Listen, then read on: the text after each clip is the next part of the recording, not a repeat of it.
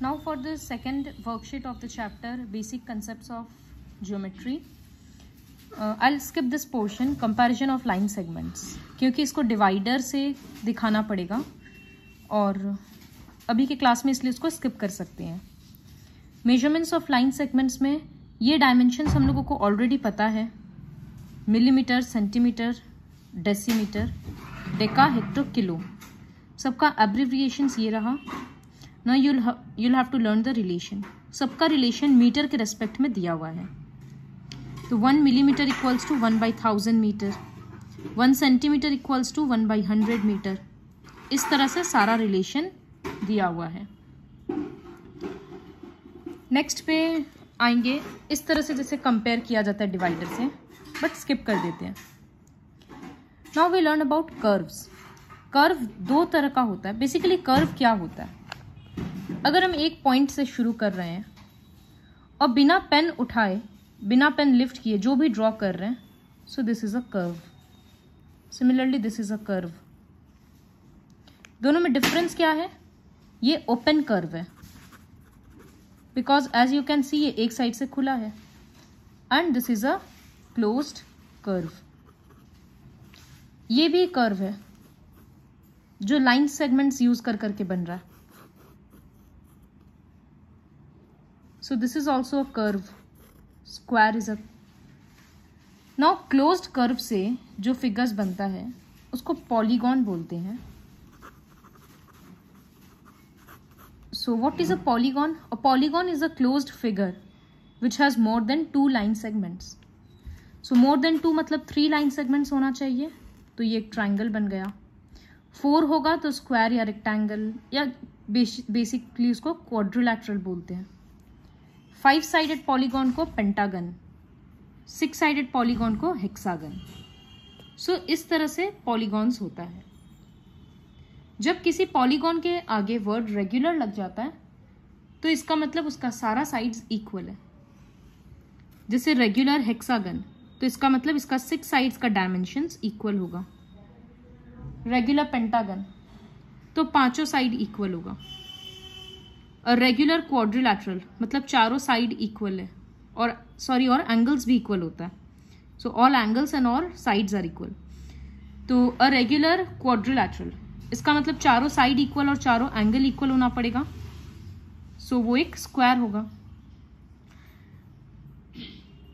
अगर ट्राइंगल में हम लोग 3 साइड्स इक्वल बोलेंगे तो वो 3 साइड्स और 3 एंगल्स इक्वल, तब वो इक्विलैटरल ट्राइंगल होगा।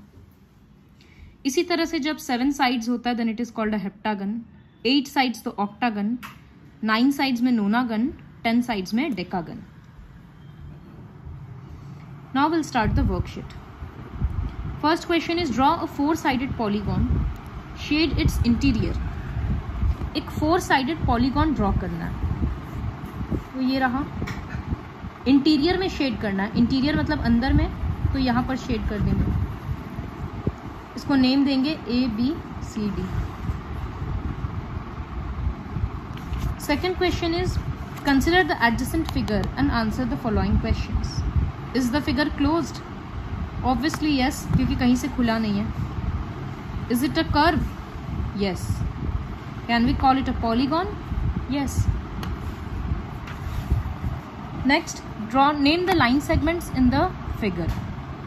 Is P the end of each line segment? So line segment क्या होता है? जिसका 2 एंड पॉइंट्स पता होता है। तो यहाँ P से Q, PQ एंड PR। तो लाइन सेगमेंट लिखने का क्या तरीका है? PQ इस तरह से ऊपर में लाइन दे देते हैं, और PR। सबका एक पॉइंट तो R है, देयरफॉर यस। सबका एक पॉइंट P है, therefore yes. Now fourth question. Count the number of line segments in each of the following figures. ये एक फिगर है।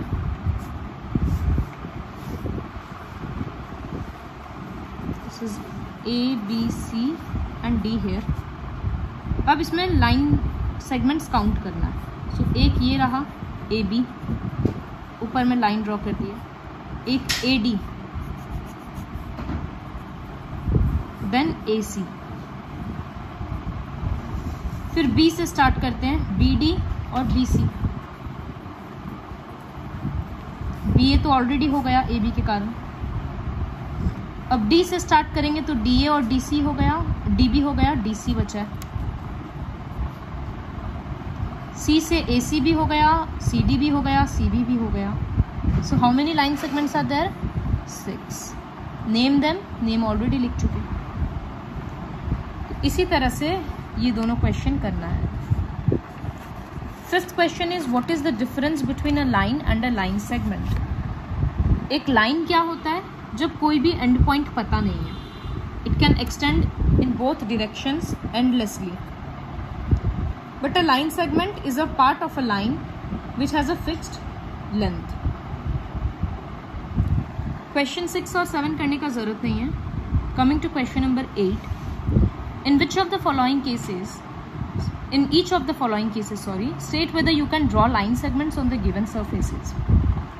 इस सरफेस में हम लोग एक लाइन सेगमेंट ड्रॉ कर सकते हैं या नहीं? So the curve surface of a cone, एक कोन का ये शेप होता है,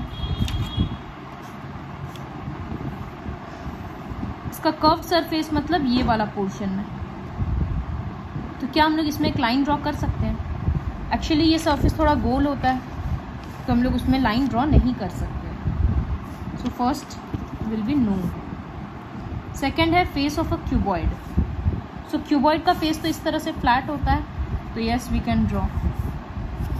थर्ड में है बेस ऑफ अ कोन। कोन का बेस प्लेन होता है, एक birthday cap you can imagine, तो इसी वजह से यस। तो बेसिकली जो सरफेस प्लेन है उसमें ड्रॉ कर सकते हैं, अदरवाइज नहीं कर सकते। क्वेश्चन 9 यूल हैव टू 9, 10 खुद से करना है। Question 11, name the given line in 3 different ways. एक लाइन को 3 डिफरेंट वेज में लिखना है। So like this we can write, ये L है, K और M दे दिया, तो एक तो L होगा, स्मॉल लेटर से लाइन्स रिप्रेजेंट होता है। फिर KM बोल सकते हैं, लेकिन उसमें डबल साइडेड एरो देंगे, तब जाकर पता चलेगा वो लाइन है। और एक बार MK लिख सकते हैं, तो हो गया लाइन्स। 12th क्वेश्चन है classify the following as real line और line segment. So you'll have to do on your own, but एक बार याद दिला दे, लाइन ऐसे लिखते हैं, लाइन के ऊपर, लाइन सेगमेंट के ऊपर सिर्फ सॉलिड लाइन, और रे दिखाना होता है तो वो इस तरह से दिखाते हैं। तो बस ये साइंस आइडेंटिफाई करके लिख देना है। Now question number 13, in the adjoining figure name all the rays with initial points P and Q। P से स्टार्ट होता हुआ लाइंस लिखना है, रेज लिखना है, sorry. So PA, PQ, PB। Q से स्टार्ट होता हुआ QB, QP, QA। ये बात याद रहना चाहिए कि जब हम लोग कुछ भी लिख रहे हैं तो रे है तो उसमें इस तरह से देंगे। फिर है is PQ different from PB। देखो अगर ये लाइन सेगमेंट होता तब जरूर डिफरेंट होता, लेकिन ये तो रे है ना, ऊपर में एरो से समझ आ रहा है, तो दोनों का स्टार्टिंग पॉइंट क्या है? P है, तो इसीलिए PQ और PB सेम ही होगा, because both are extending in the same direction. Next है is PA different from QB, QA, yes, क्योंकि दोनों का PA इस तरफ है और QA यहां से है, तो दोनों का स्टार्टिंग पॉइंट चेंज हो गया। Is QA different from QB, yes, why? Because QA left side की तरफ है, QB राइट साइड की तरफ एक्सटेंड हो रहा है।